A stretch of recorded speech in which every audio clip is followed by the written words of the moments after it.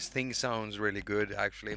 Hello and welcome everyone to Jakob haQ Live. This right here is Addstation. It's a very new synthesizer from Veerson, and I haven't had too much time looking into it. And I can tell you right from the start that I'm gonna need some time to get used to this thing because it's a bit different, and I need to pull down on the sound on this thing. My stream just started on the second pad. As usual, I try to keep track on the chat, and I can see a lot of familiar faces already in the chat. Hello and welcome, everyone. Really nice to see you all here. Uh, Summer has been rough. Again, when it comes to the channel, when it comes to views, when it comes to subscribers, and I did that video. Oh, wait, maybe it was Paper Jacob. It was. I was trying to be funny with it, but a lot of people seem to think that I did mean. I really did mean to ask the question: did Paper Jacob make everyone unsubscribe? And yeah, I'm not a comedian, obviously. And it's looking as if stuff is picking up again. Everybody's coming home, from vacation or whatever. Uh, whatever you've been doing, or everyone, And yeah, new synthesizers. I always love that. I love new synthesizers, and Veerson in particular is one of those developers that I just enjoy each and every one of their apps that they put out that I have time to check. And there are many that they've put out that I haven't had time to check. But as soon as they put out this one, I really wanted to check this one out because it's so weird. Seriously, it's really, really weird. There's one thing in here I haven't been able to figure out yet, and I haven't really gone through the manual. I always do that when I get a new synthesizer. So, yeah, I don't know. If you have any questions about this thing, I'm probably not going to be able to answer them straight away. So, if there's anything you want to ask it, and if I can't answer you right now, y'all gonna have to wait until I make a video on this thing. Now, I will tell you that I'm still trying to keep a regular schedule, a weekly schedule on the main channel. That might not be completely possible because right now we're in a period of something that will come, something big that will happen. Um, that I just can't talk about it. I'm gonna be really, really, really pressed for time because I'm trying to do a lot of things at the same time. And yeah, well, oh God, I can't stop teasing everybody. It's horrible, isn't it? I'm so sorry. So let's see here. My second living room is Cubasis. Yeah, I kind of feel the same way. My second room is Cubasis too, and the first my bedroom is kind of like my living room. This is where I live most of the time. What I thought we'd do first, actually, is something that I don't do often in my videos on my main channel, is that I don't usually go through presets and stuff that are already inside the synth, but I want to go through a few of them because usually I don't. I just don't because I get synthesizers for the sounds that I can make, not for the sounds that they contain already. But we're gonna do that. We're gonna check you out a few, and I'm already liking the hypersaw here. And this is an additive synthesis thing, so it's basically using well an amazing amount of sine waves to produce all the waveforms. I did this episode once called Sawtooth Waveforms Do Not Exist or something like that. I think I got the phrasing wrong or the grammar wrong. Everybody told me that, so I had to switch out the thumbnail. Uh, I couldn't I couldn't fix the errors I had in the video, but I did fix the thumbnail. But in that, I'm explaining how harmonies work and stuff. So if you're interested in stuff like that, I suggest you go and look for that. Hack Attack Sawtooth waveforms do not exist, and you'll find that video. You'll learn about harmonies. You'll learn about how waves are built up and stuff, and you'll also understand a little bit about how additive synthesis work. So the process of doing stuff with additive synthesis, you see, with subtractive synthesis, maybe some of you already know this, so you're gonna have to stick with me. With subtractive, you're taking away something. So you send if you send a square waveform through a low pass filter and you pull the cutoff down, then if you look at that in an oscilloscope, it will turn into a sine wave at some point, because you're removing harmonies, or you're removing uh, frequencies from there. So with additive synthesis, it's the other way around. You're adding and adding and adding until you get a waveform that you want. And right now we have this is a proper hypersaw, but we're actually just playing a bunch of sine waves. And you know what? We're gonna do this. We're gonna play a little bit with some of these presets, and then we're gonna start from scratch and see where we can go with this. Hello everyone. Hello. I can see that a lot of you are saying hello Jacob or hello Jakob. You know, when it comes to the pronunciation of my name, as long as you get my spelling right with a K, the pronunciation is correct depending on what country you're from. In Sweden we say Jakob. I have a friend from Poland, he says Jakob. And then I have friends from the UK and from the US, and they'll say Jacob, and it's the same name. So the pronunciation really it almost doesn't matter at all, but the spelling does. Let's see here. Is this loud enough for you, everyone? I have to check in.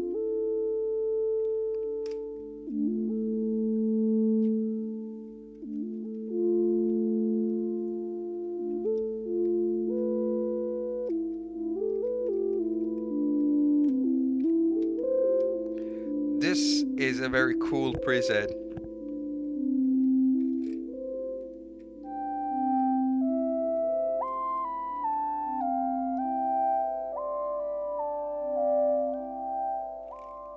This is a very cool preset. Oh, I like this. I really like this. That sounds almost the same.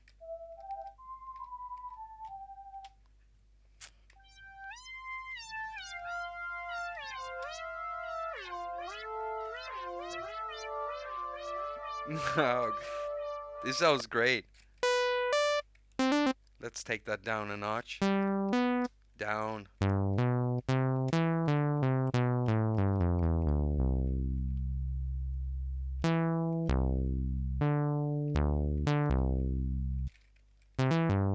You know, I have an arpeggiator on this Nano Key Studio.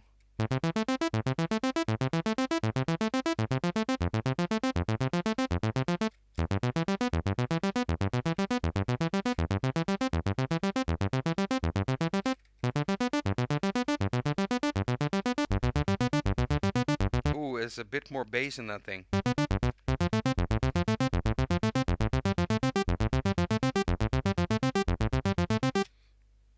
Let's see here.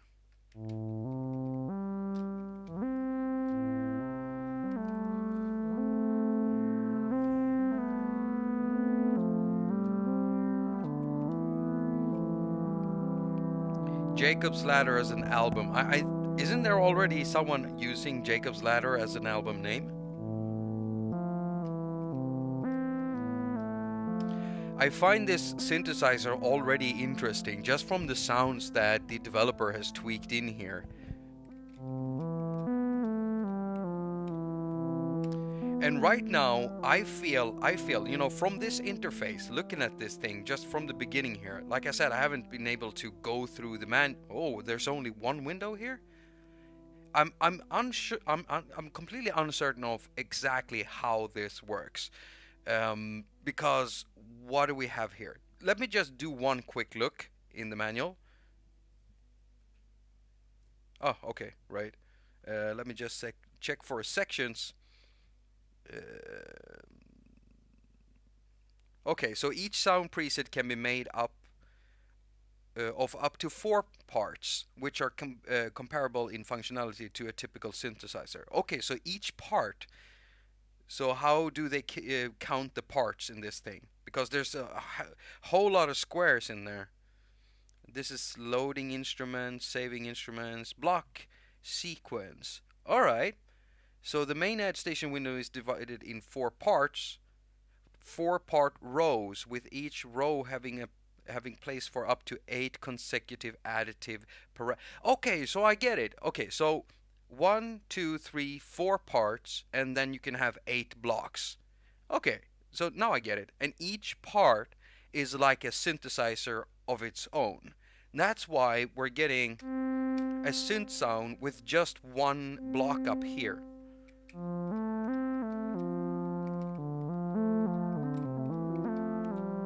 All right, so okay, so let's try to do something with this. Let's use this thing. It doesn't open it up. Okay, so it opens it up, and then we have harmonics, of course, for all the sine waves, and these are all sine waves. Each and every one of these are sine waves. And then we have panning, frequency, attack, decay, filter, and noise. Filter. So I'm guessing if I'm pulling this up, we're gonna have a let's see here. Yeah, of course. Nice.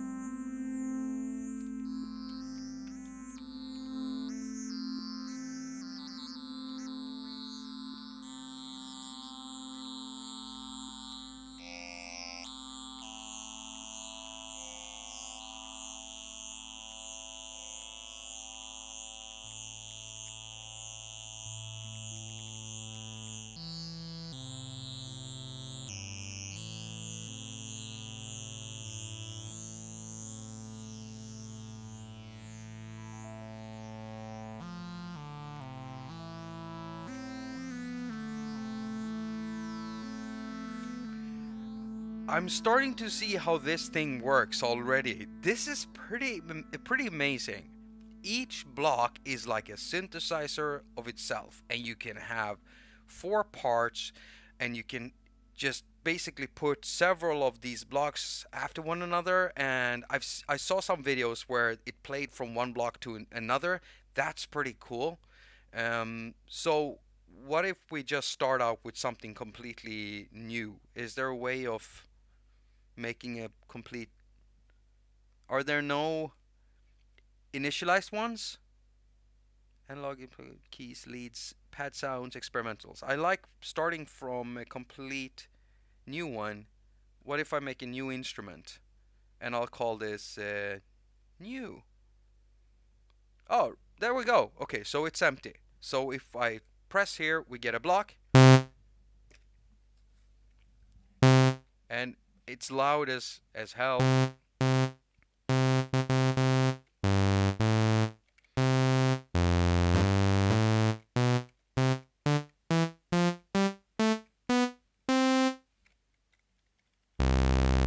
Yeah, alright, okay. So this is a saw waveform, clearly.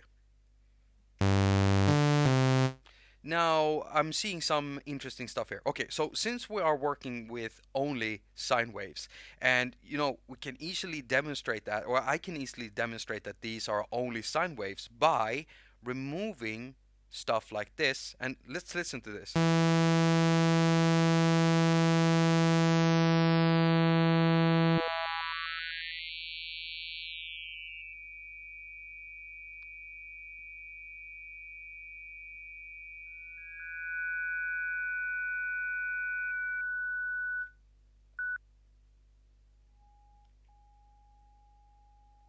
Come on.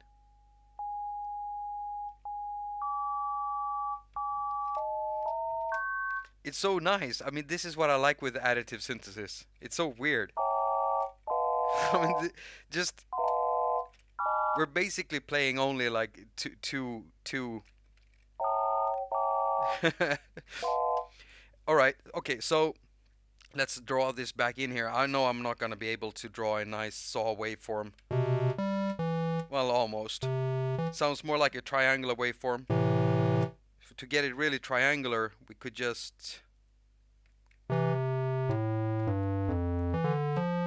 And to make a square waveform, we need to work with, what is it, like only even harmonics. And so this is pretty nice because initialized right there, if I make sure to control only the odd ones, then I can remove the odd ones from the mix, right? It seems, come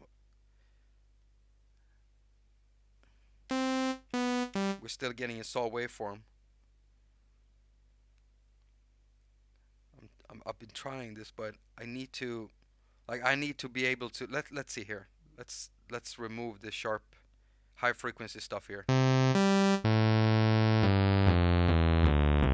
Oh yeah, square waveforms only uses the third harmonic or something like that, isn't it? If I remove, oh, I just messed it up again. I reset everything. Isn't it? Isn't that it? Like for only every third harmonic, and we're getting a square waveform. Whoops, I messed that one up. I messed that one up.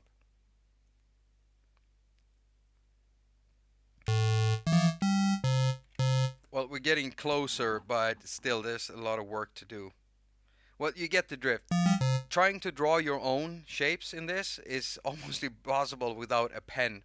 So what are we gonna do with this thing? Well, we're gonna see what more we can do, because I see two interesting pages in here, like attack and decay. And since we're working with sine waves and frequencies and harmonics, I'm wondering how that will work, because it's probably not gonna be. This is it doesn't have a normal envelope thing. Let's get the saw waveform shape back here.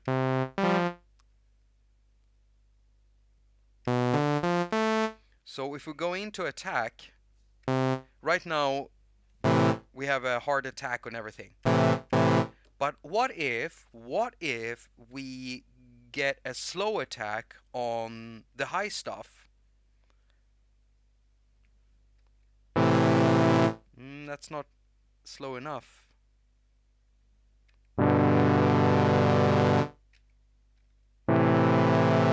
I mean, this is like an envelope for.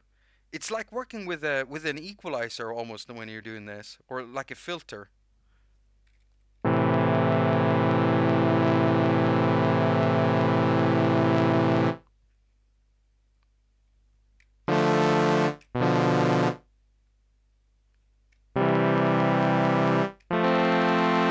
Yeah.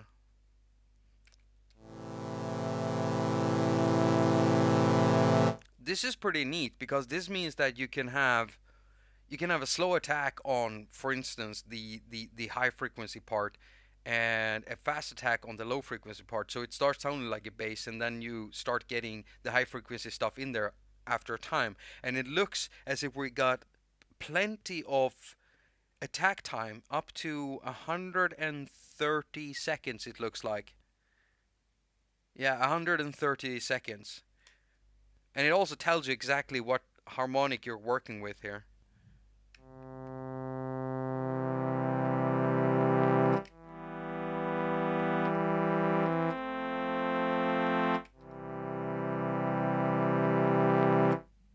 That's pretty sweet. That's pretty sweet. And I'm guessing that the decay works the same way, only, it does the same thing as the attack, only the other way. How many of you have this have purchased Addstation? And how many of you purchased Addstation without knowing anything about additive synthesis? How many of you bought it knowing everything you need to know about additive synthesis? I'm curious.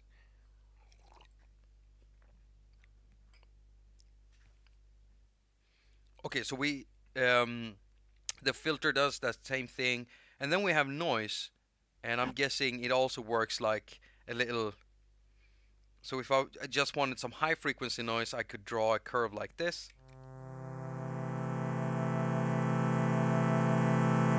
Yep, and if I wanted some low frequency stuff, then I draw it like that.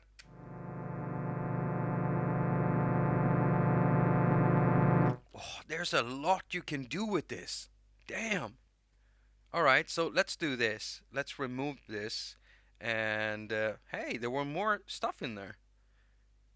Insert copy paste block, copy part, paste part. Nice. Okay, so that's very nice, because if you've been working a lot with one block and you want to, move it out onto several blocks and do some changes in them, you just copy and paste them.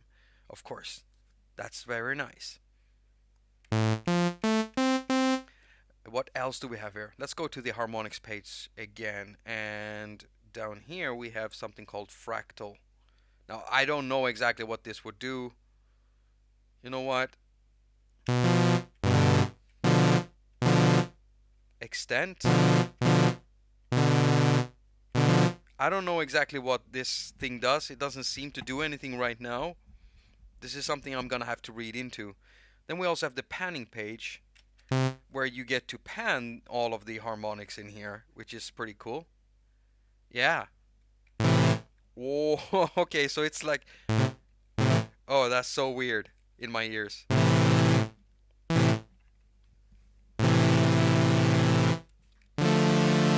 It's so weird.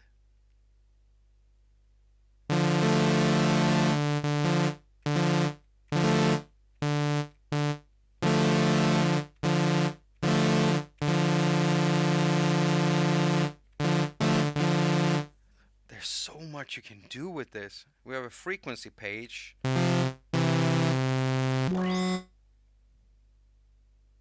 Excuse me? Excuse me?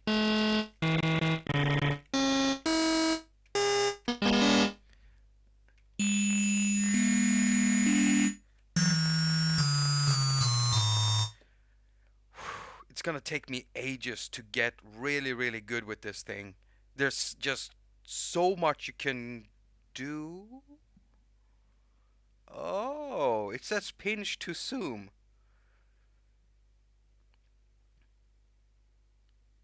Well, this is nice.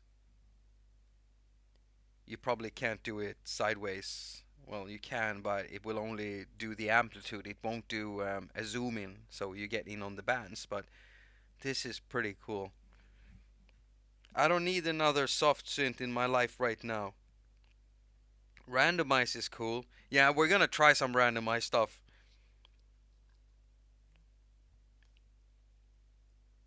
Frequency shifter. Haven't yet. I almost did, but I'm still trying to learn other synths. Yeah, and Sion, this one can be kind of hard to wrap your head around if you don't know much about synthesizers in general, or if you're if you're well versed with regular synths like subtractive synthesizers, then this is so completely different, because you're working in not in reverse, but you're working on the other side of the coin instead. Been exploring spectral synthesis. This one is that domain. Yeah.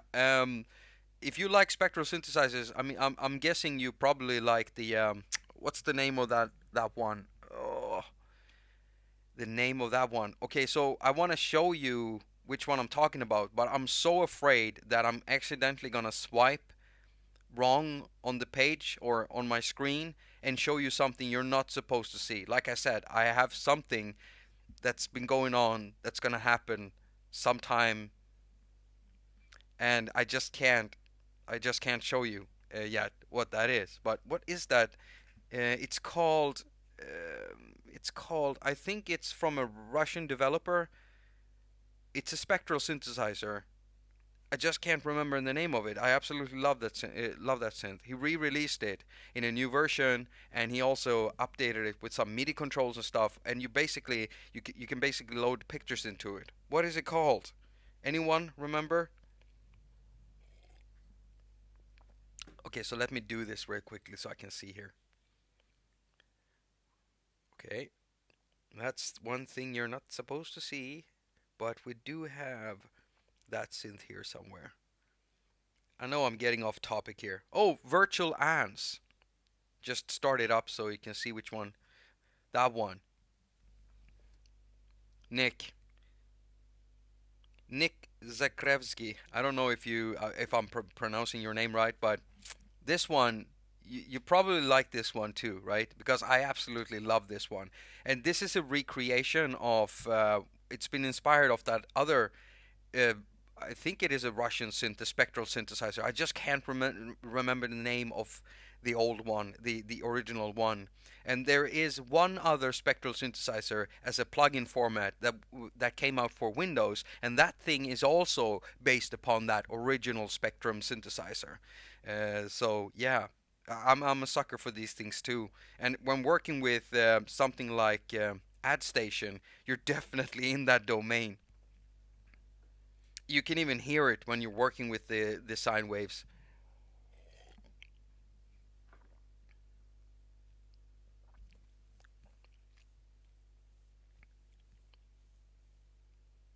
The guy who made Sunvox, Dmitry, you were completely spot on there. I think, yeah. ANS. Oh yeah, of course, it's called ANS. ANS. It's called ANS. Samuel, du har helt rätt. So how do I start producing stuff with this that doesn't sound horrible right now? Now I'm feeling a bit of I'm feeling some pressure here. Okay, so what I want to try to do is I want to try to copy this one and paste this block. Oh, wait, it just creates one? That's a little bit annoying, but then again, of course, I have to long press if I want to paste it. And if I just do that, it probably creates that standard saw waveform. Now, how do we get this thing to move between these? That's what I'm wondering. Is that loop? No? No? Wait. Oh. Ah, now I get it. Now I get it. All right, okay. So we're going to go into this one and we're going to change this just a little bit. And then we're going to go in this one and change that even more. And let's see what happens here. Aha, okay. Nice. All right. Is there any way we can control how it is moving? That's what I want to know now. There's nothing more in here, nothing in there. Okay, so if we go into, let's say, this block, is there anything? Oh, part. Is there anything in here telling it how long it's supposed to play? Is this a regular?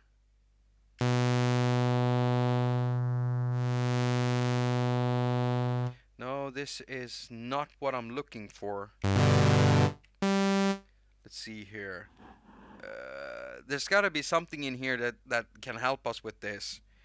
Does anyone knows? Instant buy of virtual ants, junky fix. Oh, there you go. There you go. And that synthesizer is cool now because he has. Is his name Alexander Zolotov? I think it is. Am I right? The guy who made virtual ants chat. I think that's the guy, Alexander Zolotov.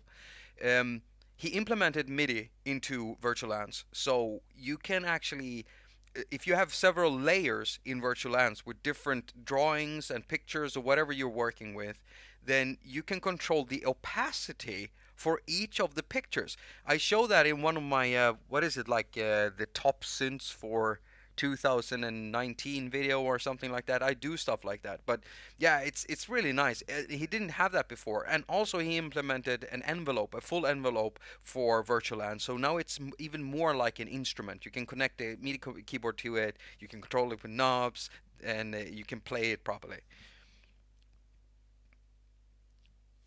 So you make your own waves that combine to form a wavetable. Yeah, exactly, Sion. That's exactly what you're doing. So we're making our own wavetable basically, and then it's morphing between them.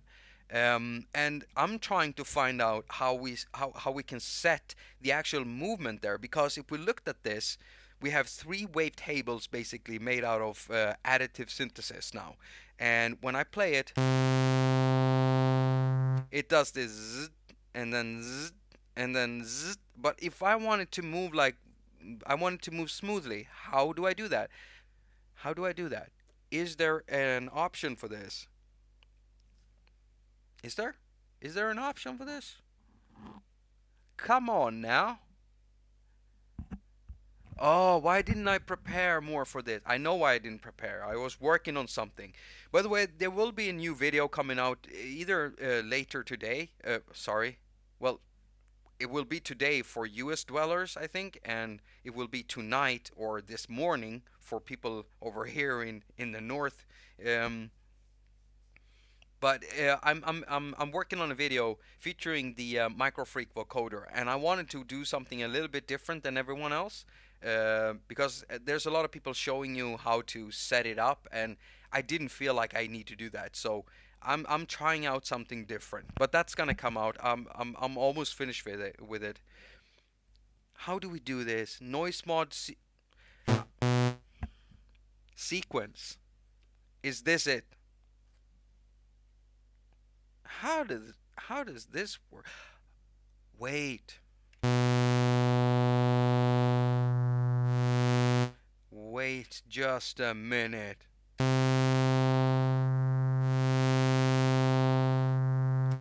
Am I changing anything here?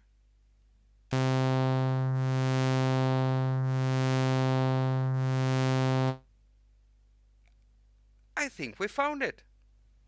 I think we found it. There we go. Okay, so that's how you change the sequence. Now this is nice. Okay. So just hear me out. Hear me out.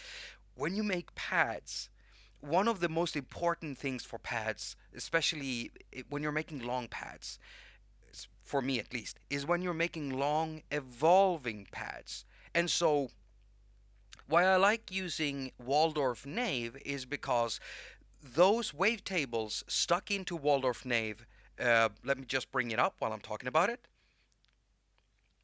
The waveforms inside Waldorf Nave, they've put in a lot of like harmony rich stuff and a lot of different ones, and they're changing a lot over time. Um, let's see here, just take it up full. And so when we're traveling through the different waveforms, you get a lot of movements.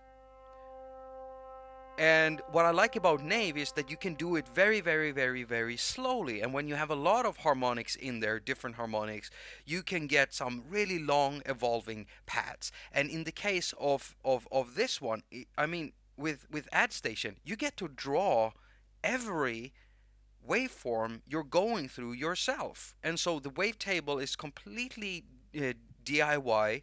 And you, let's see here. Is there any way we can change the does it only do oh, I see. Okay, so it can do saw. Can it do sine movements, or is it just linear movements? I mean, right now it looks as if, yeah, it looks as if we oh, sorry, linear movements. It would have been nice with some other types of movements, right? I can't see any different. Oh, oh, let me just try this out. Okay. So I just tried like a pinching or zooming, with the two button presses. You can see what I'm doing here. And we get a bigger time scale, and it's very long. And this is insane. Oh my god, this is gonna be so good for evolving pads. Let's pull this out and see how long we can go.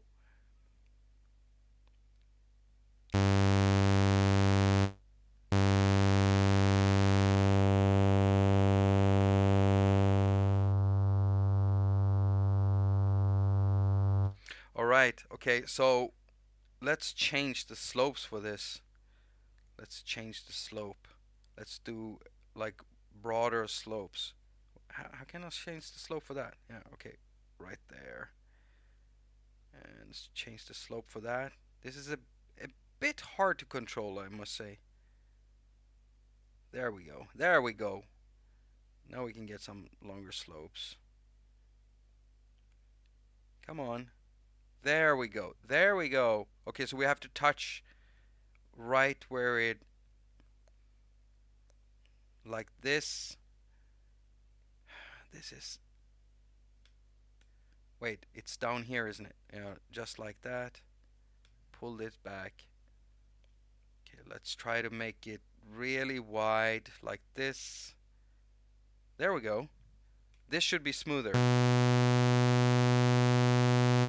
Oh, that's very low. That's.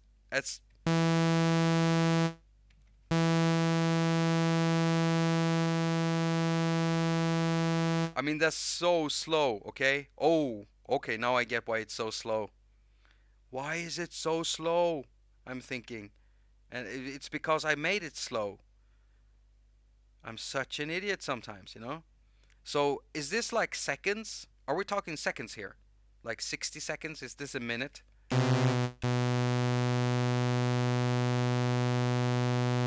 I think it is. Okay, so let's put it down. Let's make it 10 seconds over there. I think it is 10 seconds. And then put this one 20 and this one over at 30, something like that. Let's see.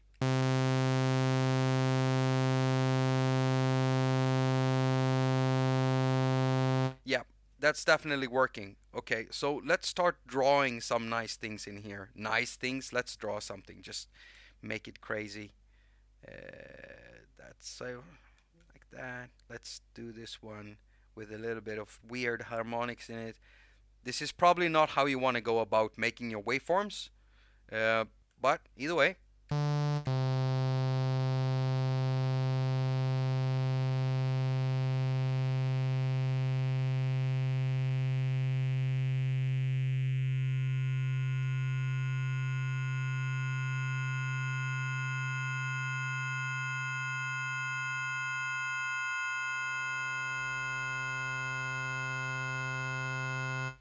There we go. We got something here now. All right. Okay. Okay. Very nice. So let's just try to add a little bit of effect to this. I mean, it's not the best sounding pad yet, but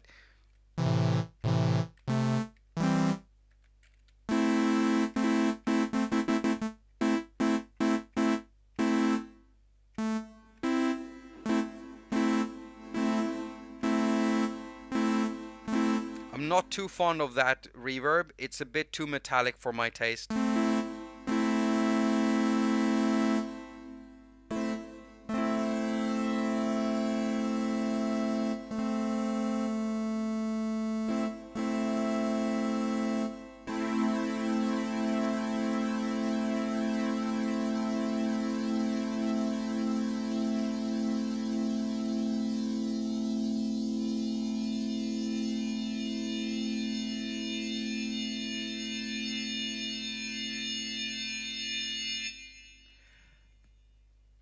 That's what I'm talking about.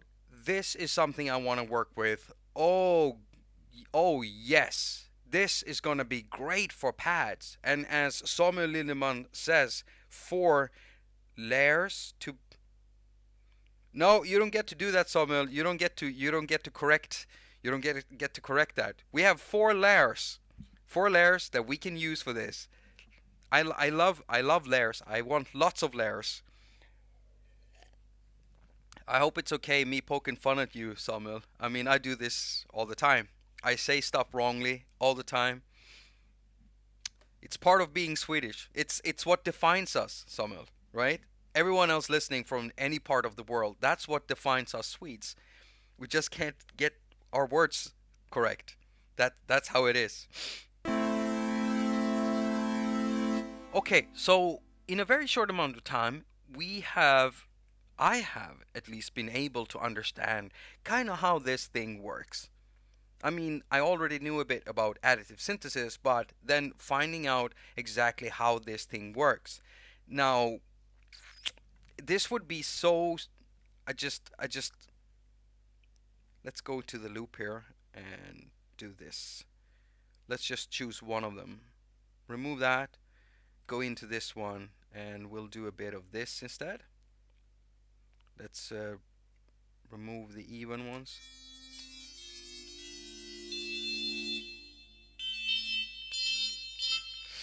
That's too sharp.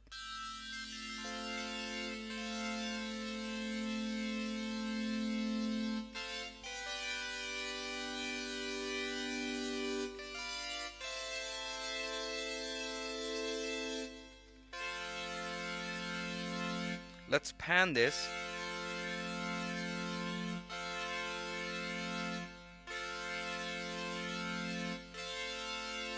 Let's work with a little bit of filter here. Oh, I didn't realize that I had the even option, because of course it chooses to filter only the even harmonics in the filter. So the odd one does it for the odd. I gotta hand it to Virsin. This is really interesting. I mean, if you're a synth nerd and you want a synth to really, really nerd it out with, this is definitely the one for you.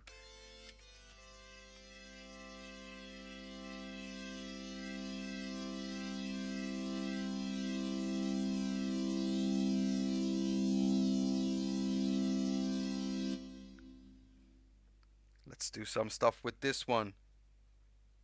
We add some noise to this one too. Let's do some weird stuff with the harmonics.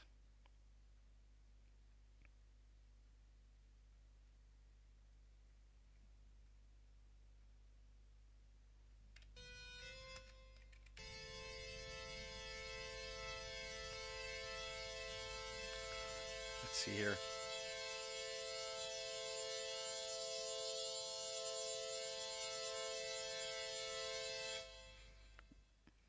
Let's remove that.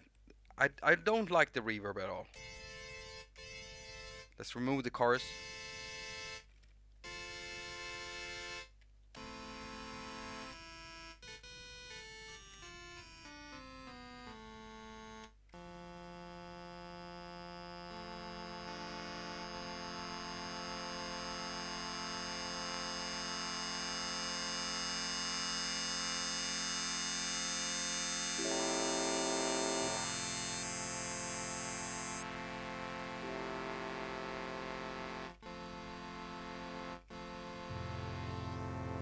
I can already imagine the type of presets I could make with this.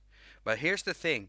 This thing does require a lot of time from the user, you know, to invest into this. A beginner would probably look at this and just find it very, very intimidating, especially if you don't know anything about additive synthesis. Because as soon as I mean, you could see it yourself. As soon as I start drawing in shapes and stuff, it might not sound really good. And if you want some specific shapes, like a square waveform or stuff like that, you know, that would have been a cool thing to have like this. If I, for instance, if I long press here, this is something that Virsin could maybe think about. If I long press here, if it could give me options for maybe like the regular waveforms and have those stuff, you know, already drawn out into blocks. And then I could say, okay, I want a saw waveform here, and I want a square waveform down here, and I want like a sine, or, you know, well, if you want a sine, you just pull down everything except from one, you know, at the frequency where you want it, and you have a sine wave. Never mind. But if you want a saw waveform, triangular waveform, square waveform, something like that, then that would be nice if it existed already in here, so you could just long press and tap that, right? That would be a nice thing. Connect to an oscilloscope and spectrum analyzer while you use it to see what changes you're doing. This will teach a lot about using something like this. Yeah, and I would normally, but right now I'm using this for chat, and I'm using that for my camera, and I'm using this for the app. And I don't have an extra device that I can put up right now as an oscilloscope. Do I? I do have the phone, but then I have to, oh, I don't want to deal with that right now. Then I need to bring out another sound card, sound interface. Okay, you know what? You know what, chat? That's something I'm going to think about for the future, because a phone isn't that big, and it could fit down here, you know, at the side, right underneath my beautiful camera, my beautiful PIP camera here. So in the future, I'm going to do that. If we're doing synthesis, I'm going to put an iPhone here, probably my partner's old iPhone 5, with a little sound card. I'll connect it to the I'll connect it to the second output. Sorry, excuse me, sorry. I'll connect it to the second output of my Innovation Audio Hub, and then we can run it into an oscilloscope and a spectrum analyzer at the same time on that little screen. That would be nice, right?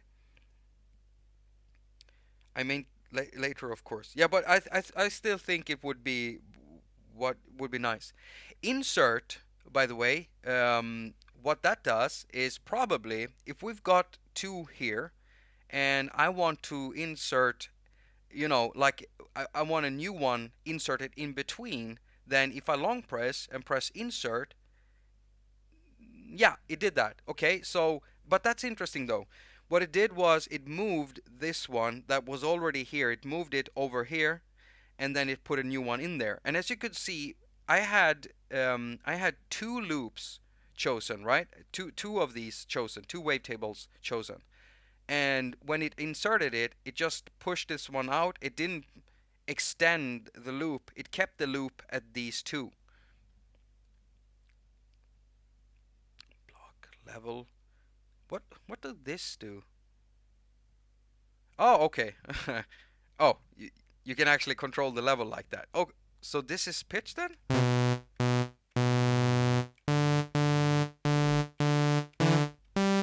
I'm not here. Okay, wait. Let me choose this one. Remove.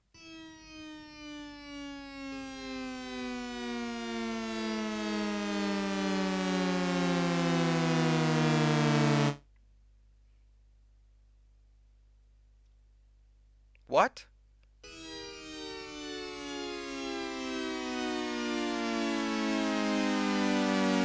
I don't even know right now. I thought I would change the pitch for the whole thing, but it falls? Am I doing something weird here? What's going on? What is going on? It sounds so sad. It's like it's dying.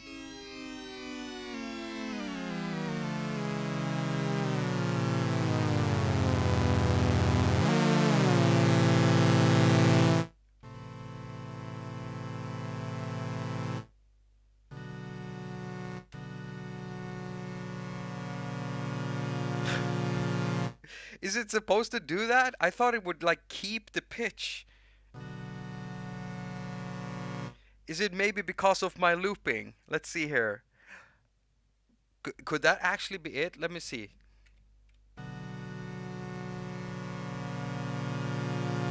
It's still falling in pitch.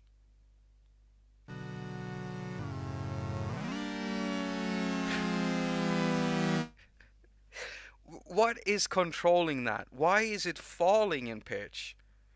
Does it have anything to do with this? No. Frequency? There's nothing written in frequency. I mean, panning wouldn't do that. What's actually controlling that? Okay, this really... What is this line here, by the way? Level, loop block.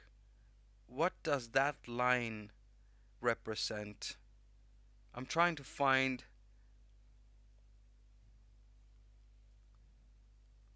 Because that line looks like...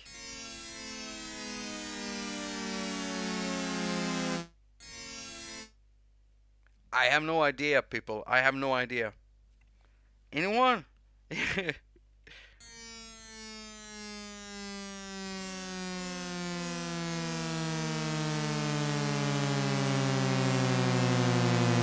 Check the part tab.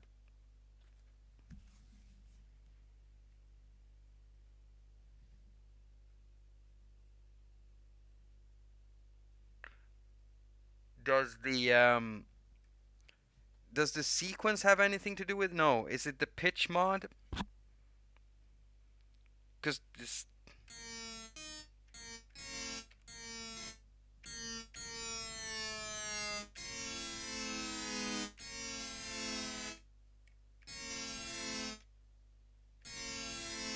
Samuel, I am absolutely, completely lost here.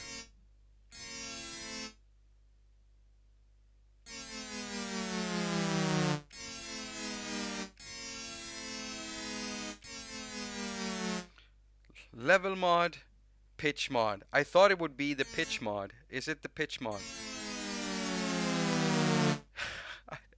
I can't find it. I just can't. Pitch LFO. It's not the pitch LFO either.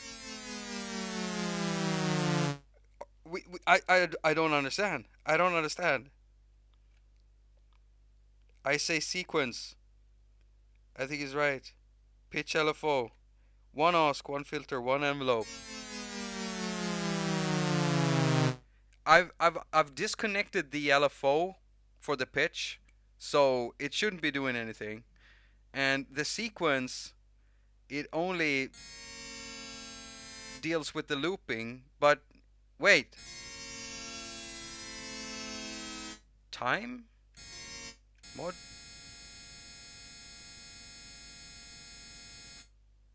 Time. Mod wheel. Wait a minute. Wait, what? Wait. This synthesizer is absolutely breaking Jakob right now. Why is it connected to what?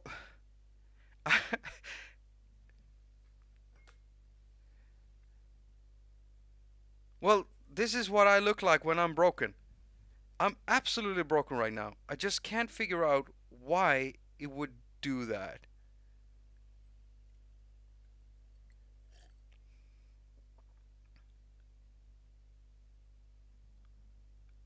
What is going on? Why am I not getting it? What am I missing? This is so annoying. If I don't figure this out, IntelliBreaks, I hear you. I would love to just reset it, but just...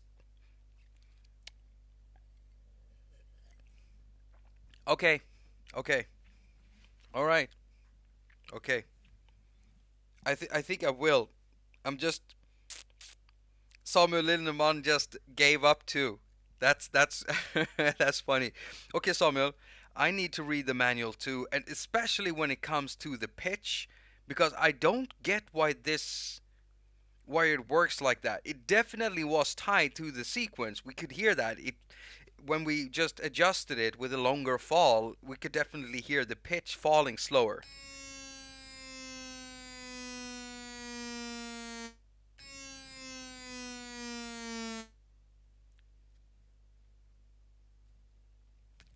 Weird. So I'm gonna do what IntelliBreaks says. I'm gonna hit reset. Reset. I'm gonna hit reset. So waveform. So let's try to do a little thing here. What I want to do is I want to add one where we've done something with the filter.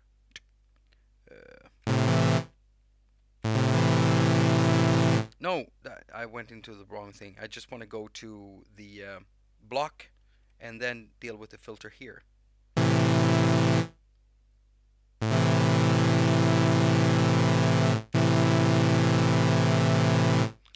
And go to loop and make sure it takes those. And let's go into this one. Go to part, go to the sequence,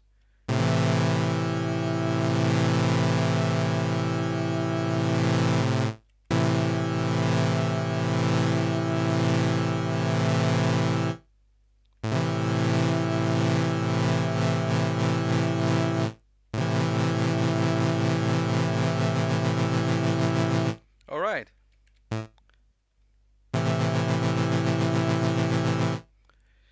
That is nice. Let's go back into the block for that one and just choose initialize even.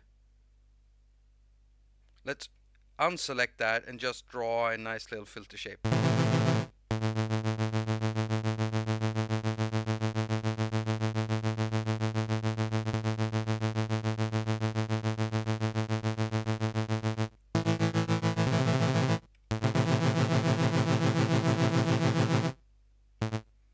So I'm guessing if you want to do dubstep or wobbling synths, this is what you're gonna have to work with.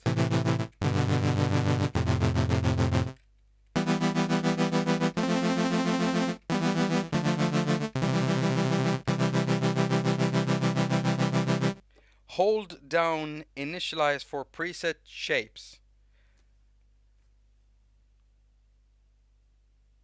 Hold down initialize for preset shapes. Wait. Harmonics. Hold down. No. No. Are you trolling me, Samuel? I mean, maybe it's time for the chat to troll me. I've been trolling my viewers sometimes. Samuel, are you trolling me seriously, dude? What? I think I'll just get to making cool sounds with my Apple Pencil. If you do, I'd love to see and hear what that sounds like. Real question, is it AUV3? I think it might be. Let me just check one thing here real quick.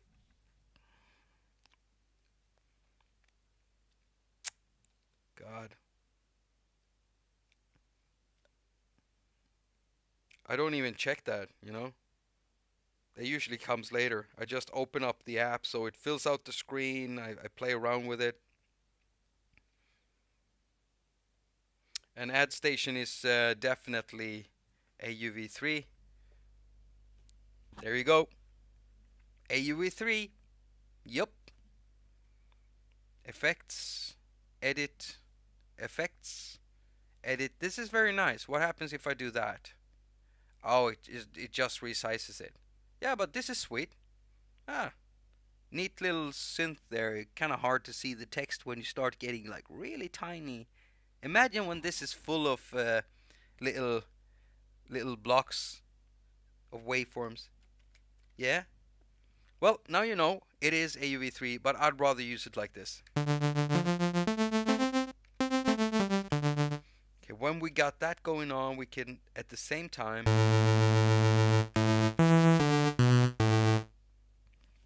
Samuel, left between even works here.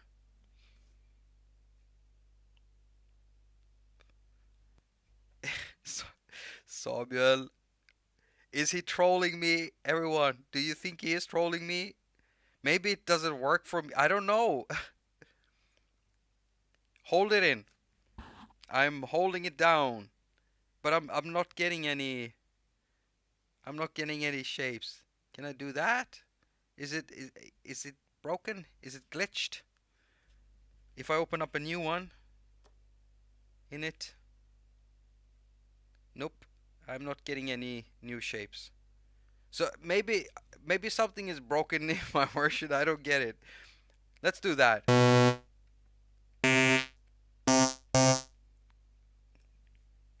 By the way, we were working in this one.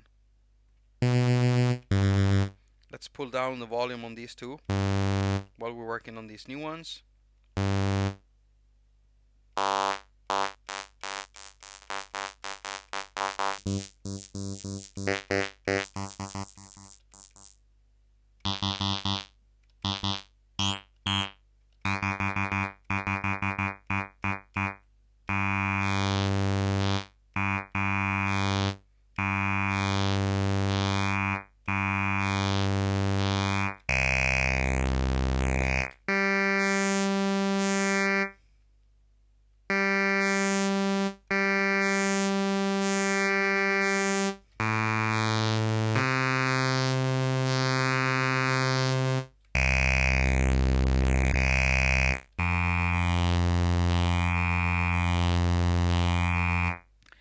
I'm gonna spend a whole day trying to make a patch where I fill out every box in here and make something really, really weird with it. Like this amazingly long.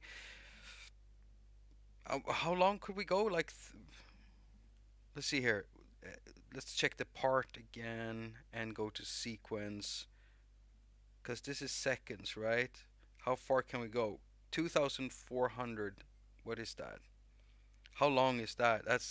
I can't even count now, but that's long. I would love to make this 10-minute pad just going through a lot of boxes over time, 10 minutes. So you only put down one finger and you won't be able to hear the whole full patch until you've sat there holding your finger down on the keyboard for 10 minutes straight. Just love doing stuff like that. Yeah, the dice is pretty cool. We got Jamie Malander here now. I've seen it. I've seen a few YouTubers saying hello. iOS music beginners here.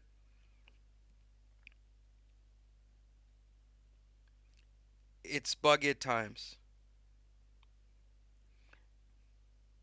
Scope app below in AUM. Yeah, yeah, yeah. You could do that definitely, and that's how I work when I work by myself. When I want to use an oscilloscope when I'm like moving, but when I'm at home here in the studio, I will use a second iPad to do the oscilloscope because I like having a big view of that.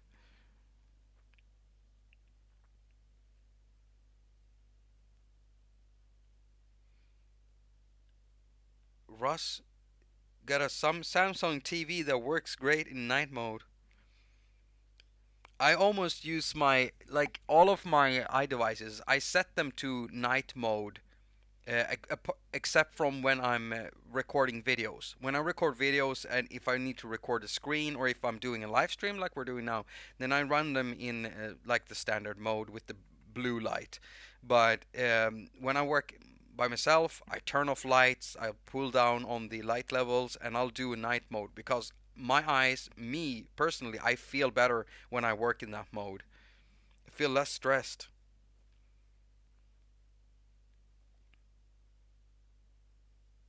Have you tried the Blue Mango oscilloscope, Jacob? Everybody keeps asking me that. Well, yes, I have, and I like it. But it's very complex, and that's what I don't want in an oscilloscope. I want the oscilloscopes to be less complex. I just want that line, and that's it.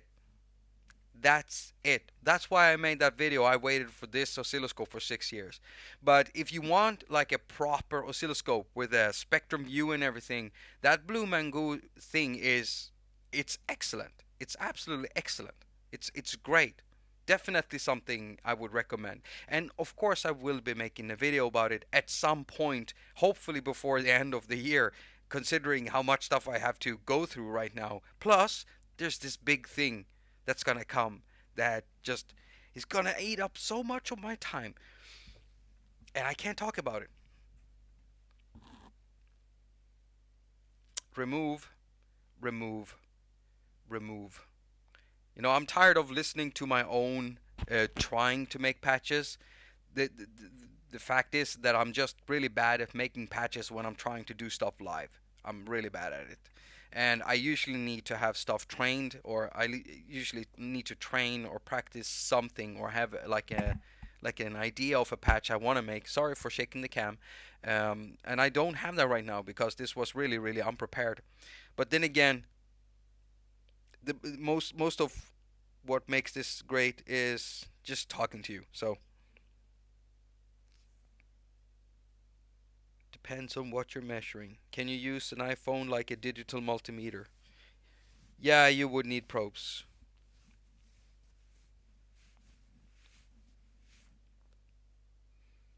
Sion, are you getting into like DIY electronics or stuff like that? Is that what are you thinking of doing stuff like that? Building stuff yourself? Is someone getting married? Uh-huh. I have no idea why you just asked that, Chris. Who is getting who's getting married? Have I missed something big here? Found the sequence pitch slide thing. It's the mode top left in sequence. Fix and slide. Samuel. Samuel. Let's see here. In part, and you said it was pitch slide thing. It's the mode top left in the sequence. Oh, right there. Oh, so the weird falling in pitch we had was this mode selector. Okay, so of course in slide mode it just the pitch will drop with the slope, whatever, or go up in with the slope. And if you want it fixed, you have to have it fixed. I must have tapped this or something when I was working with the thing. Thank you, Samuel. Thank you so much for that. That it would have kept me up all night if I didn't find that out. So really, thanks, man, for checking it out. I've been trying to make a portable setup that I can take anywhere.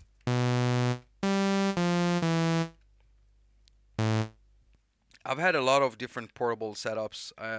One of the most portable I had before I had iOS stuff was basically a moped battery and like a transformer output where I basically took out three different voltages. So I had a moped battery like this big, like a lead accumulator, and then I ported that into a circuit board where I split up the voltages. So I had a 5-volt line, I had a 9-volt line, and I had a 12-volt line. All of them plus or minus over plus, or plus in minus, or whatever.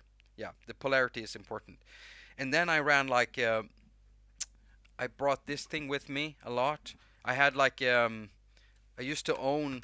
I brought this with me, and I also used to own a lot of the old MK1 Electribes. I had that with me too, and I can't remember what the last thing was, if it was like a bigger Chaos Pad or something, but that's what I used to travel with. And then I had like a portable speaker, which I upgraded to a bigger one later on, but which I have here still. It's an iron rock blocker. It's right at my feet, and I need to switch out the battery in that one. But then again, times haven't been really, you know, welcoming towards going out, hanging out with people right now. So I didn't really need to bring a speaker anywhere.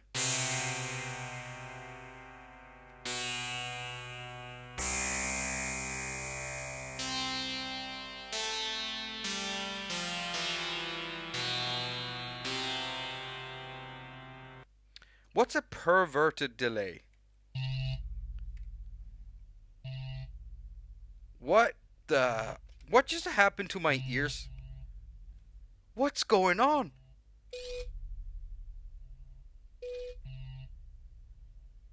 I don't know if you can pick that up, but there is some. If you have this synth, you have to try this patch out. This is so weird. There's like some low frequency stuff happening there, and it's wreaking havoc with my mind.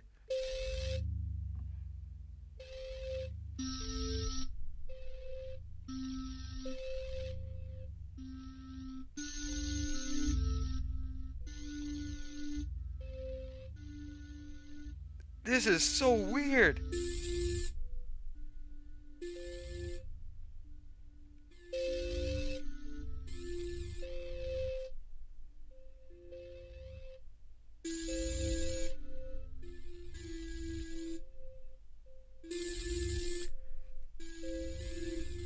I can't stop listening to this. This is so weird.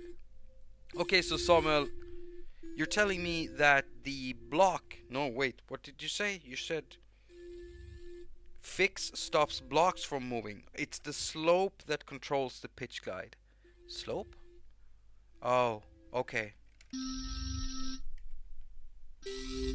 This is such a weird patch.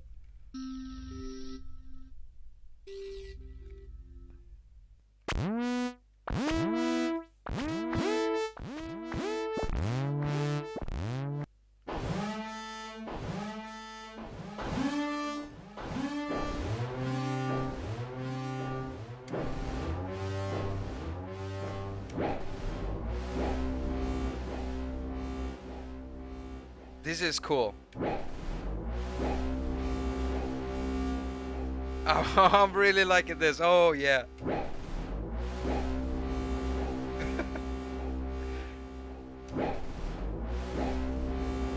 That is insane. That is so insane. It's called Pitch Me Drone. Dean, Electronic Sounds, are you in here? this is something I would love to hear you put in one of your tracks. Dean is an excellent EDM producer.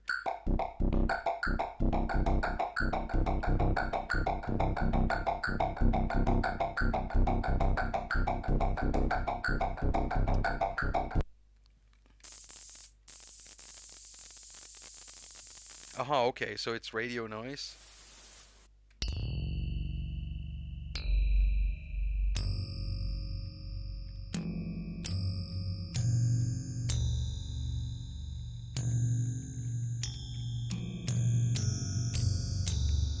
I mean, it sounds like, you know, there's a bit of a, like a Car Plus Strong kind of sounding synthesis over this, like a resonant synthesis.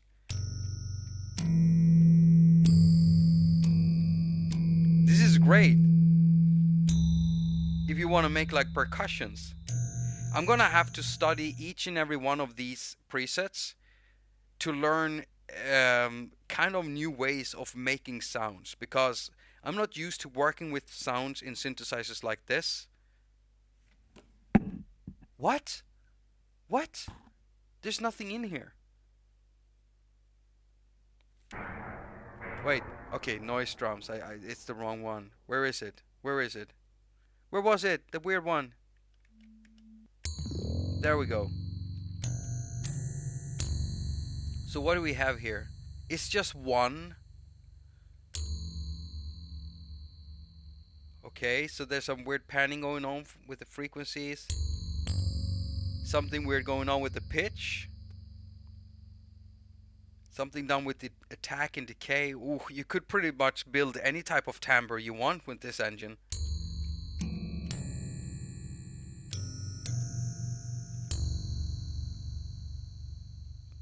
In the parts, is something done here? There's something done with the level mod, of course. Nothing really done in the pitch mod. The filter mod looks kind of the same. Noise, sequence. Yeah, of course, because there is no sequence to play, so there's not much done here, and the arpeggiator isn't being used. Oh, there's an arpeggiator in this thing too. Loop, block, pitch. That was...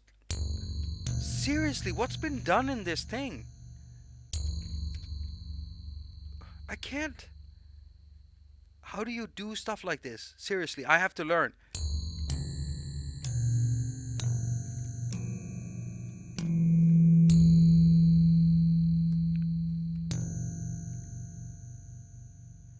Yeah, I don't know. Is this a synthesizer you would like? Because I'm really liking this synthesizer. It's crazy. And unfortunately, I'm gonna have to wait a long time before I really get enough time to sit down and really work with it and make some proper patches. But I think that once I start getting into it, I'm probably gonna make patches that I've never made before. Especially when you can make stuff sounding like this, you know? I've made similar stuff like this, but it's always been with these huge reactor patches. And here is just one synth based off additive synthesis. And it sounds absolutely great. First synth in a long time that challenges the brain. Samuel, I think you said it. Yeah, it absolutely sounds great. Now I have to learn exactly how I can make this happen with this with a synth like this. This is insane. Have there been any other synth releases or anything that I might have missed? I haven't really had too much of an eye on social media for some time now. Is it going down? Okay. I'm sorry. I'm sorry. It's going down. Everybody's going down. Recalibrate the cam. I'm recalibrating. I'm recalibrating. Alright? I'm sorry for shaking it. And there it is. Okay.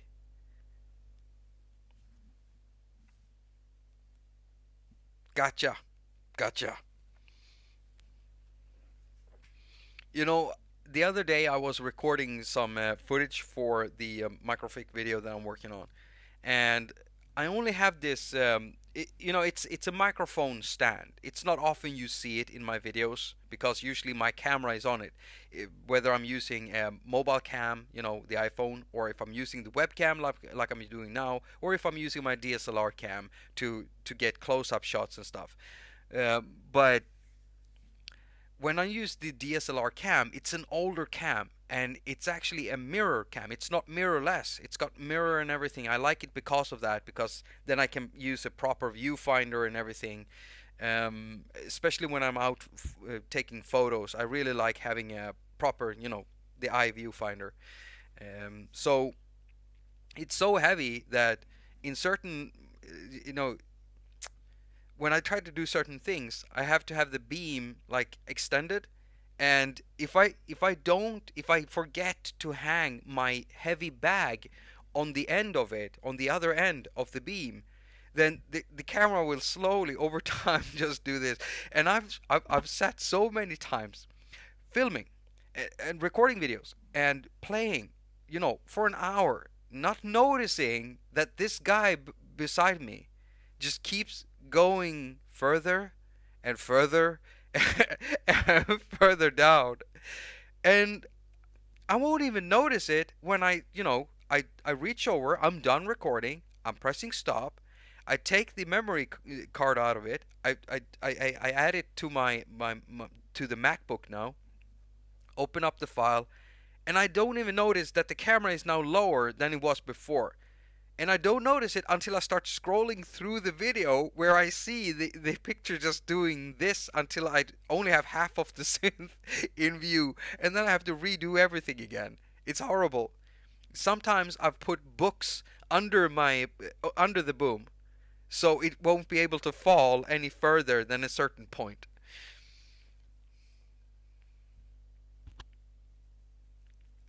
Korg should send Jakob at NTS1. I think every company should just send me synthesizers all the time. I mean, that's great, you know? Yeah. It's, love getting synths, but the problem is that I've had companies like send me synths before, and sometimes I haven't had time to get to them. And then I just have to send them back again without even looking at them because I don't have time. Which is unfortunate, you know, but that's just the way it is. I don't like pushing out a short shitty video just to get a video out for that company just because they sent me synth. I'd rather just send it back, because if I haven't found time to use it, then even if I make a video for it and they're happy and everything, it's still gonna stand there, you know, in the on the shelf, and I can't do anything with it, and you can't give it away, and you can't sell it, and if I'm not using it, then it's better that they send it to someone else who will actually use it. I just got my ouch, ouch, ouch. I just got my tea bag in my eye, and there's ginger in there, and that hurts. Ouch. I have ginger in my eye. Why did I do that?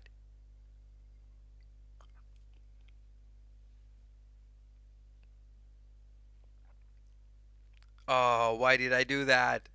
Why was the What's up with the tea bag? I teabagged my eye. Wait. No, that sounds so wrong.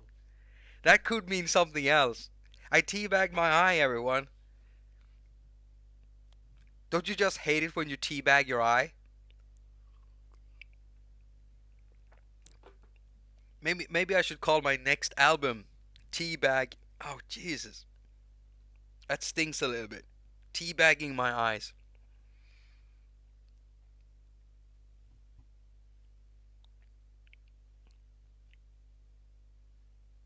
Okay, alright.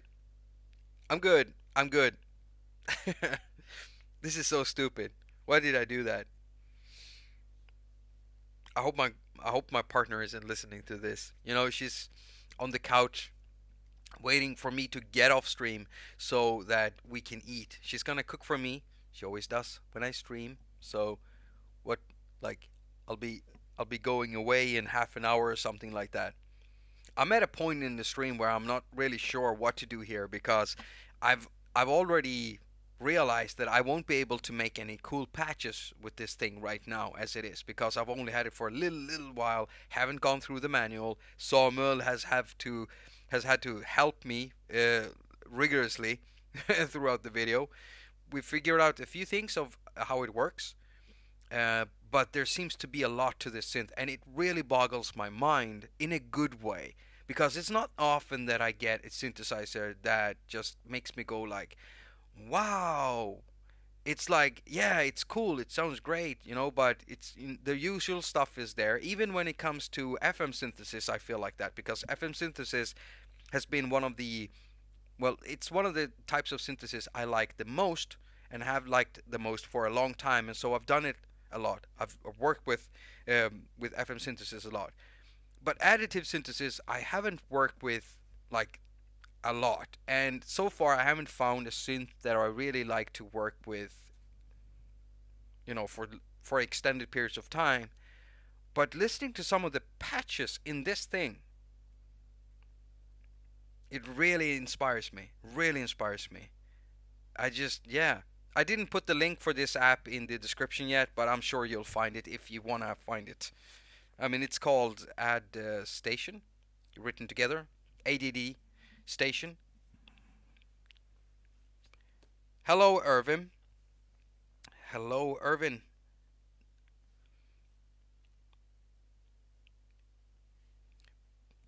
Yeah, presets are definitely awesomely weird. Igor Vasiliev is working on a new Igor Vasiliev is working on a new app from his website. This application will also process the source signal on the basis of determining the internal structure of the input signal over time.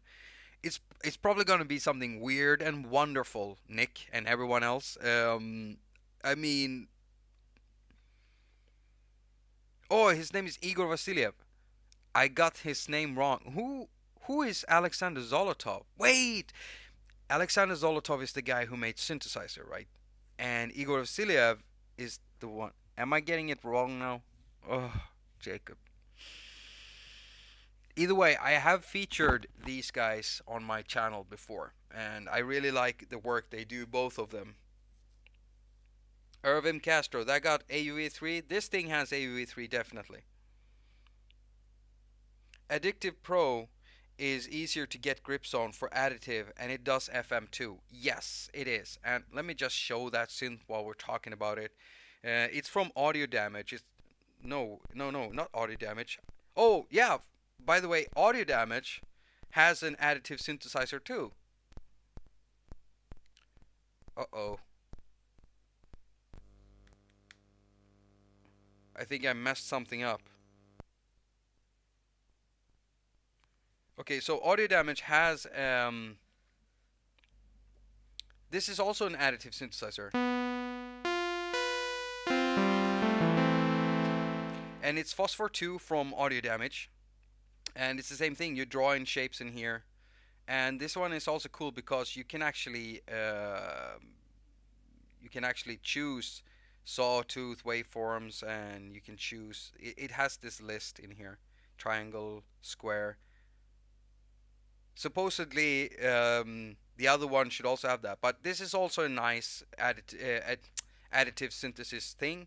And then you have Additive Synth, which is also version, an earlier version, which this one is probably based off. It's just that they've taken their Additive Synth formula and they've just expanded it into this insane thing. Because if you think about it, not only is this additive synthesis, because you're doing additive synthesis in every one of these boxes, as many as you want to put. You have 4 partials, up to 8 blocks in every part. And not only can you do additive, it also has a filter in it, so you can do subtractive. And plus that, you can also do wavetable synthesis, because when you're making one of these blocks, you're making a table. You're basically building a wavetable in here. And then you can morph between them. So you're doing wavetable synthesis, you're doing additive synthesis, and you're doing subtractive synthesis. It's pretty cool. It's pretty cool. Which is why this thing sounds amazingly weird and wonderful.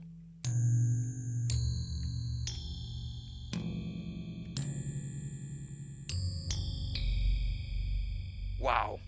Just wow.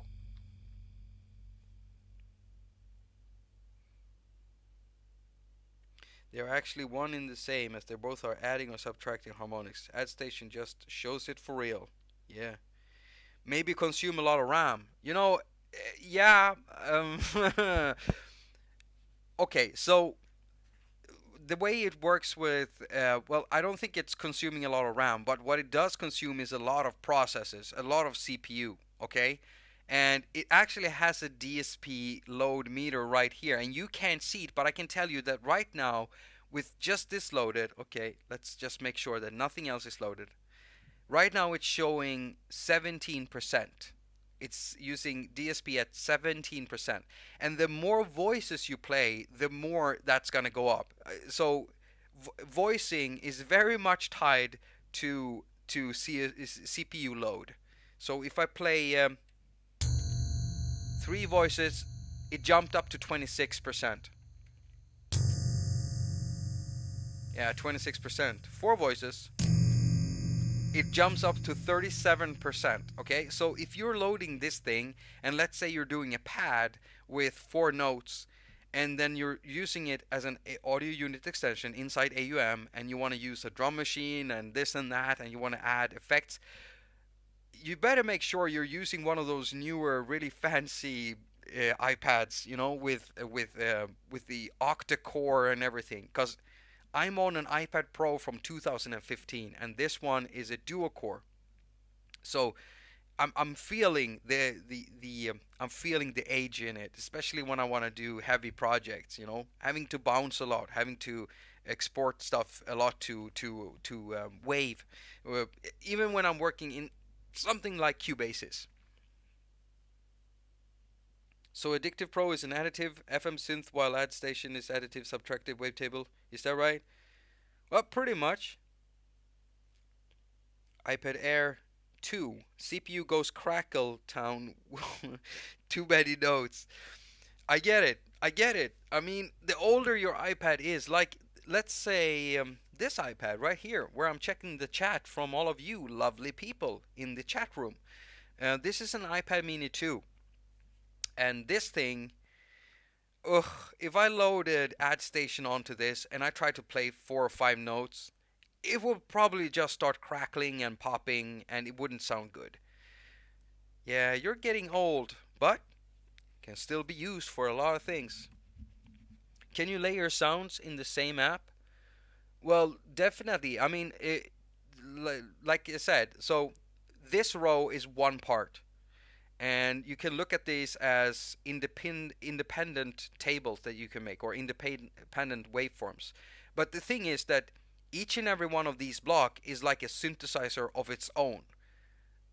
Alright, so you draw up your waveform in here.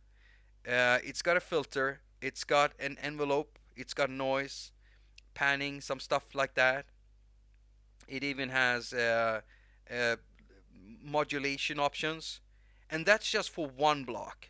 All right, if you open another one, you have the exact same thing, the exact same thing, exact same thing. And if you start drawing stuff in here and do your own things, then you can copy that and you can paste it. And then when you're done filling up this is still just one part, but you can move between these. All right, so it can loop between all of these different shapes that you might have drawn up. And then you talked about layering. Well, you can do the exact same thing down here, and you can do it here, and you can do it here. So 4 rows, 4 parts, that's a lot of layering. So that's 4 layers basically together with different waveforms, being able to modulate between them, like wavetable synthesis, just moving between these in a wavetable that you yourself make, each of the blocks being a synthesizer. This thing is insane. Wait, if I play this, what happens? Pull down on the volume, I think. Pull down on the volume, Jacob. Like, I'm really pulling down, everyone. This thing is so loud right now. Oh, oh God, that really kills it. Wow, that's a pleasant sound.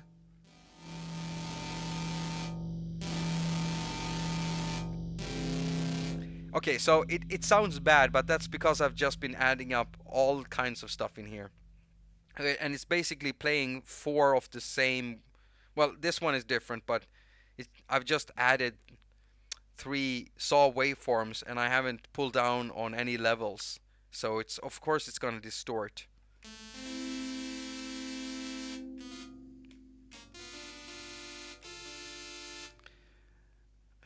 Let's just do this. Let's take a new one. I want to make a new one. Cancel. New instruments. And just call it J. New. There we go.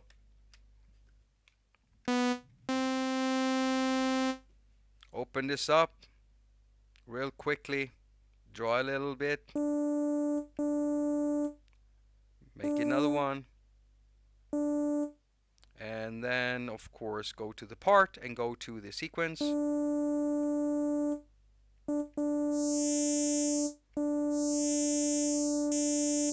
And loop this.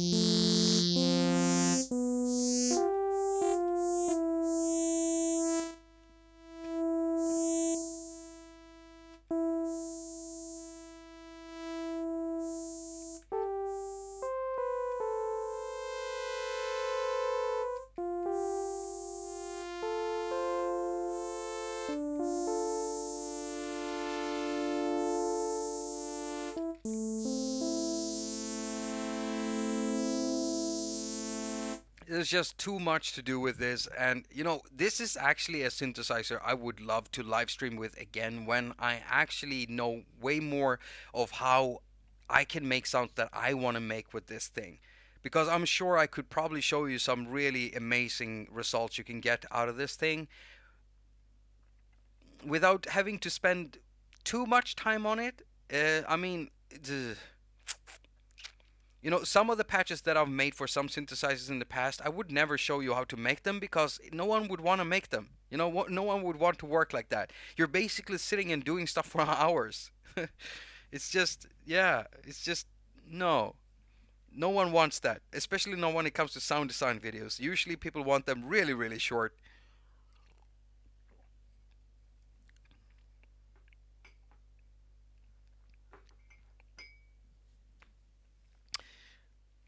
That sound was simple but nasty, so clear. Yeah, and the thing is, when you start getting into some of the presets in here, there was one preset in here that just made me go, "Oh, this is good." Ringing metal. This thing. This is sick.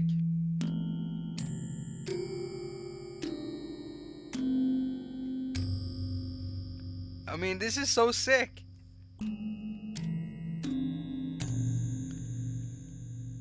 Because of the additive synthesis, FM synthesis, subtractive synthesis, you can pretty much build any type of timbre you want. And so it's one of the most versatile synthesizers I've ever seen. And I know that Veersin themselves, they're pretty proud over this thing because them themselves wrote, "We've done it again." At least when they sent, because they sent me a code. I can't remember if I actually used the code or if I purchased it. I can't remember. Because usually nowadays I go purchase it, but this time I'm not sure. I could always check my purchase history and see maybe. Wait, I don't know if the purchase history tells you if you use the code or not. Huh, never thought about that before. Either way, they wrote that in the email that we've done it again.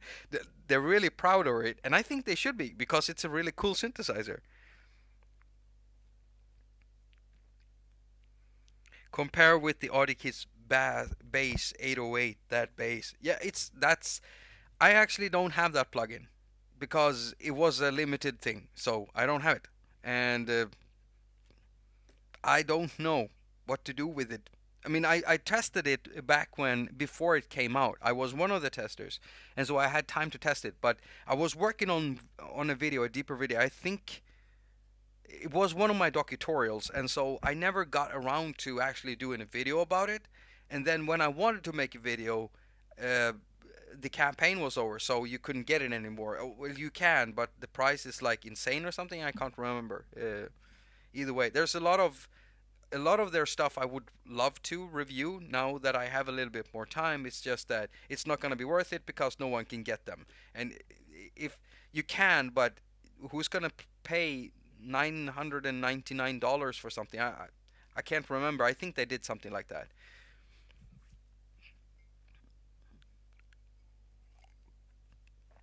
Because that base was pretty good.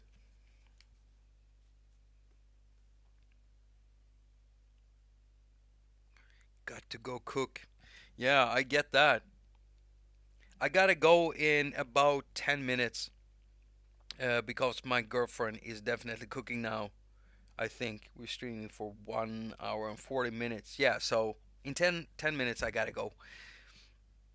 I keep wondering, I keep wondering what is what is going to happen in the future. There's something big brewing, and I'm nervous and excited for it, whatever this thing is. And I know I'm teasing, and it's kind of hard not to tease, you know. I'm one of those people. I just tease. I tease my friends to madness. And right now I don't have that many friends around me because yeah, I had to do a life change some time ago. So when I did that, I also left a lot of well, there's a lot of friends I can't really hang out with because of some stuff, but still, yeah, I'm a real. I can be such an annoying person. You know, my partner never tells me that I am, but I know that I mean, she has to put up with so many of my damn shenanigans. It's just insane. And I just can't help myself. I just can't help myself. I just have to poke my friends all the time. So annoying.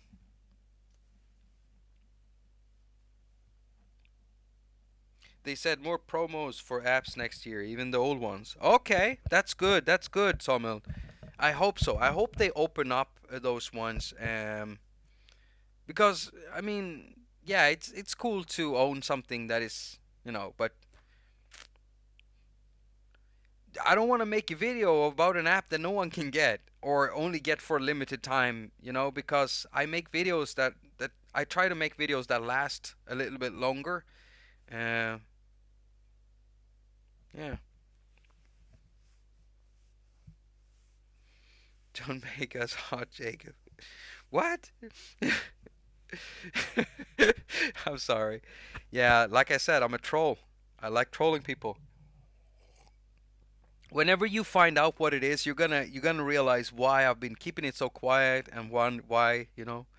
See, there I go again. Just keep talking about it. Why? Why do I do that? Heinz Kunobert says, "Hey there." So, hi there, Heinz. You're kind of catching us towards the end of this live stream.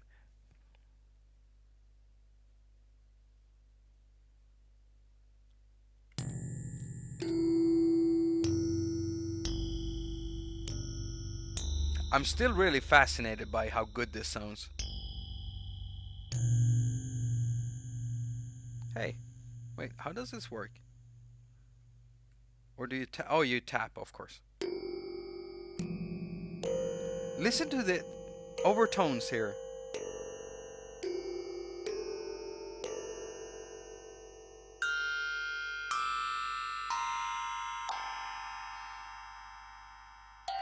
Just one little advice.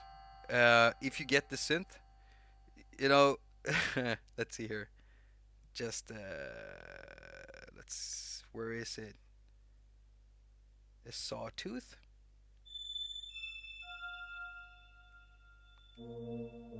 No, not that one. I want. Yeah, there we go. Um, when you open up the synth the first time, the quantize option right here is going to be turned off. And so if you start playing it, that's how it works. And I was so annoyed. I couldn't find this thing. I was looking all over the place, you know, to try to get the keys not to be bendy keys like that, and instead having quantized keys so that a C4 would actually be a C4 and a D2 would actually be a D2, not in between D2 and whatever comes next. And so it's right there in the lower right corner, and now it's quantized. Right? Okay. I had some proper problem finding it. It's right there. I just couldn't see it. Especially not when it's not highlighted. It's grayed out. So when you're frustrated like I get because of my ADHD, it's gonna be hard to find.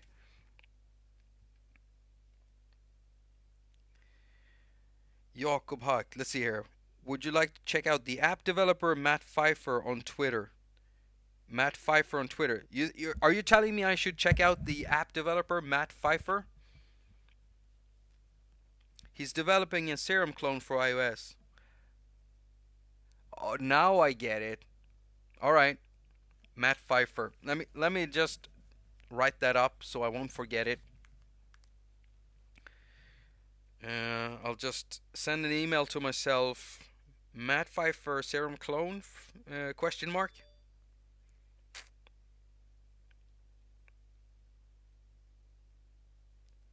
Come on.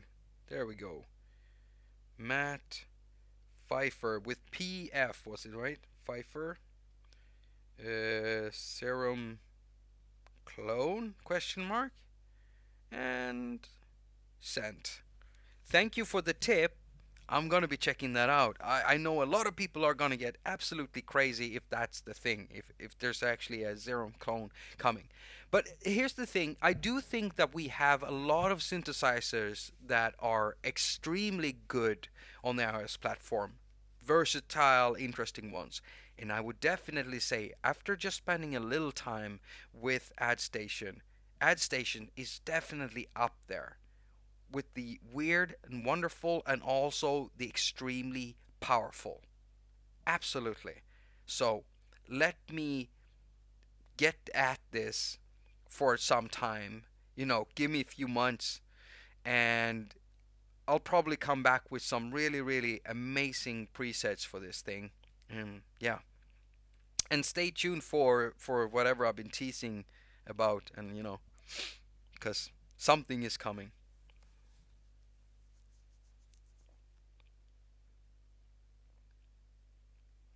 What I would say is missing on iOS.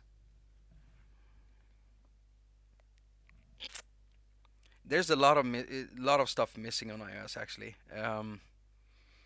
But for me, more than whenever someone asks me that, I'm not thinking of an extra app that I need, a new app. I'm thinking of functions that I used to have access to inside desktop and laptop DOS that I don't have access to here. That's what I'm thinking about. So, you know, whenever someone asks me that, I'm back to complaining about no proper fade slopes, selectable fade slopes or drawable fade slopes for my for Cubases. I would love to have the track lane automation thing that I had in Cubase on desktop. You know, stuff like that. We finally have groups now. That's awesome. We've been waiting for that for years. What would be nice too is like a selectable MIDI channel so that we could finally just start, you know, mapping our MIDI controllers to transport controls and mixer controls in Cubases, you know, stuff like that. It's little stuff, functionalities that are missing. When it comes to apps, synthesizers, drum machines, there's not that much missing for me. I mean, when FabFilter plugins became AUE3s, then suddenly, there was a lot of stuff that was, you know, finally coming together.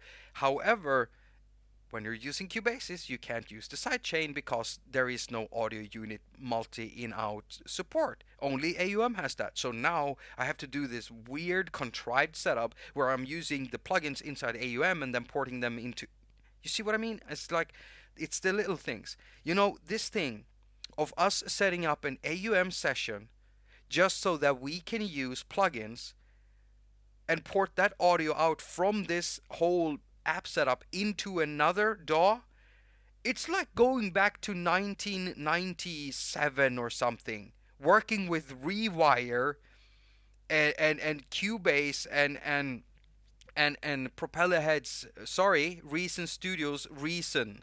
You know, if you've ever used Rewire, it's one of the most horrible things to set up. And that's kind of what it feels like working on iOS with Audio Bus and AUM. Having to set up these extra channels in an extra app in between, you know, it's just I would want this to be smooth and straightforward. That's what I would want. So I'm not really missing any apps. However, I would be happy if Magnus from Sonic Charge made an iOS version of his tonic microtonic drum synth, because that thing to me is one of the best sounding drum synthesizers I've ever heard. So yeah, maybe that's missing for me.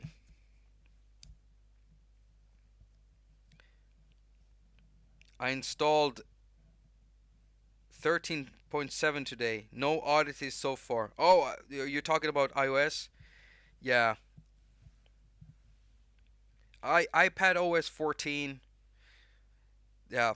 My advice is always don't update unless you need it. That's it, because whenever I've updated anything early, then something vital to me has broken and I've had to wait for an update. And that's just the way it is. Many times it's been the video apps, because I do everything off iOS. So whether it's working with graphics, animations, video editing, audio editing, you know, music production, everything. I do everything on iOS all the time.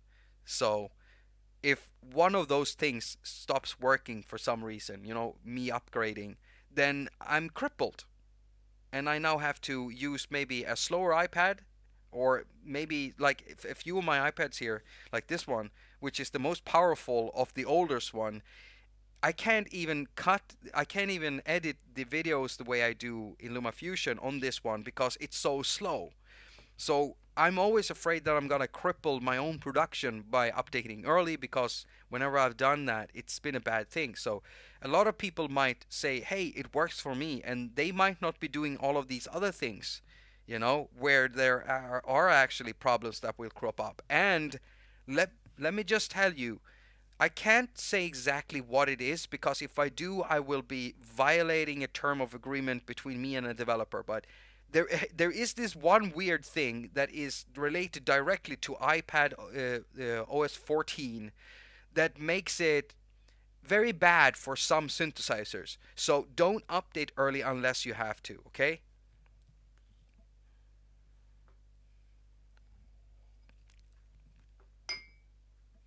Accurate beats, brap brap brap, Brushan, my man, you're hitting up the stream towards the end of it.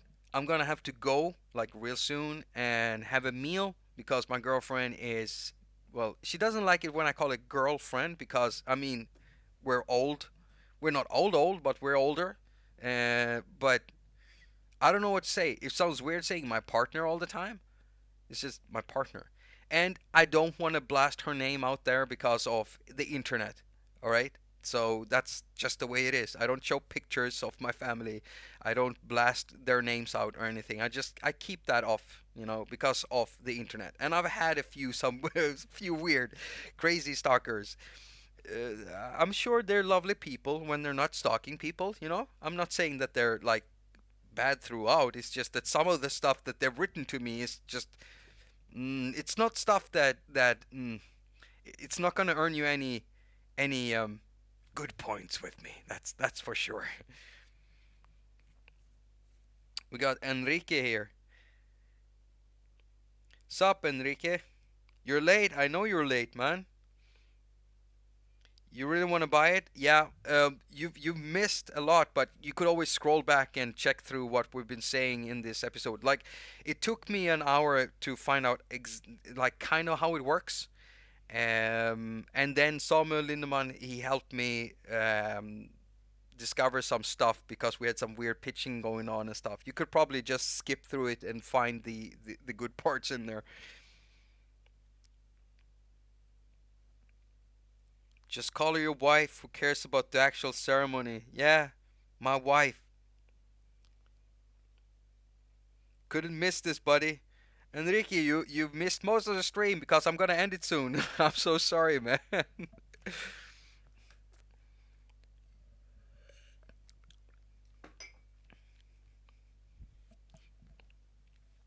So, right, okay. I'm so sorry. I'm gonna have to wrap this up. Yeah. So stay tuned because I have a video about the microfreak vocoder stuff going up, and it's not just gonna be this is how you set it up. It's not. It's not gonna be that at all. It's not at all a tutorial on how to set it up. It's a comparison. I've been liking to make comparison latest, and yeah, it feels good doing this way because a lot of people seem to you seem to appreciate the deep comparisons, especially when there's a lot of sounds in there. I've been looking back at some of my older videos, and sometimes maybe I've had too much. I don't want to have more talking than I have sounds exactly, so it would be nice having just as much being audio as me talking, you know? And sometimes you need to talk a lot to explain something, but if you're talking about something making sound, it's nicer if it makes sound too. So the video is going to be done today, and I'll probably wait until tomorrow to upload it because YouTube. I've just gotten really bad results when I upload videos during nighttime over here, during evenings in other parts of the world. So I'll upload it tomorrow, probably during dinner or something like that.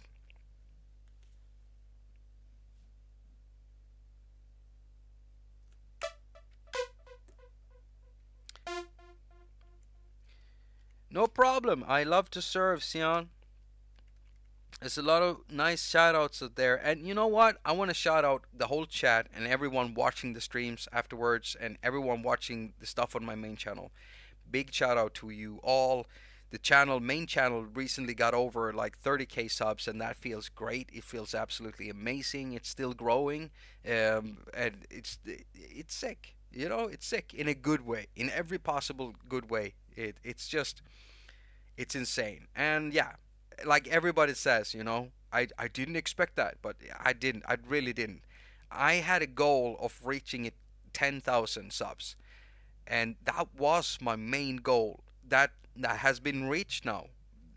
We're past that, and I haven't really set a goal. Now I'm just doing what I'm doing. There's no goal. There's either people watching my videos or not. There's no goal.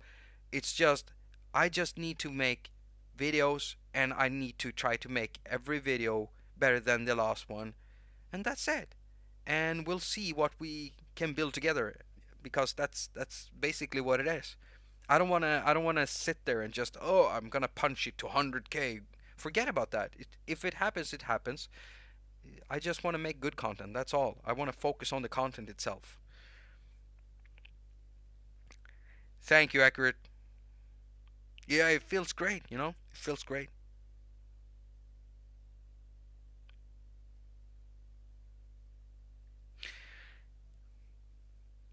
100k and you get a YouTube decoration for the room. Samuel, I think didn't they stop sending out the 100k plaques, or did they start with that again? Because it was some time ago. I think I heard a lot of channels being angry about.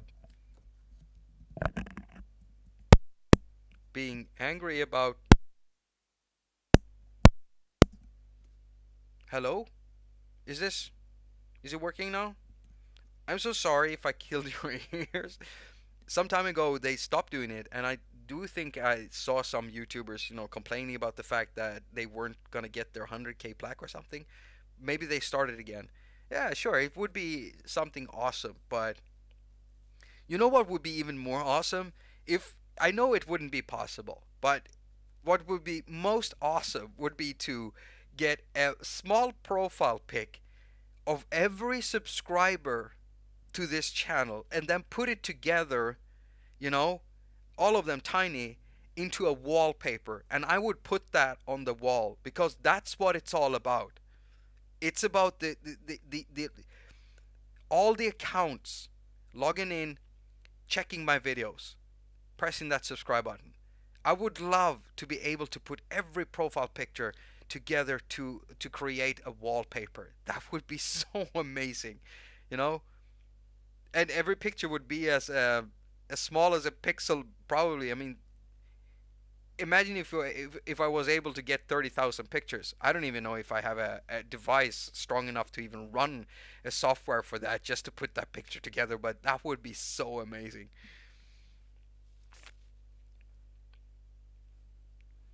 Half of the show is you, bro. Oh, you're talking to me. Thank you, man. Yeah, it would be an awesome 100K milestone. Nick Zakrevsky, namaste. Yeah, see y'all next week. And I'm sorry, everybody. I gotta round this up. You've been watching Jakob haQ live here at Jakob haQ Live, and I'm Jakob haQ here live with you. We've had a great time hanging out, checking out the Addstation, which I fumbled around with a lot. And I know that some viewers don't like it when I do that, but yeah, this channel is more about hanging out with you than it is about the actual tutorial bits. You want the tutorials, you go to the main channel.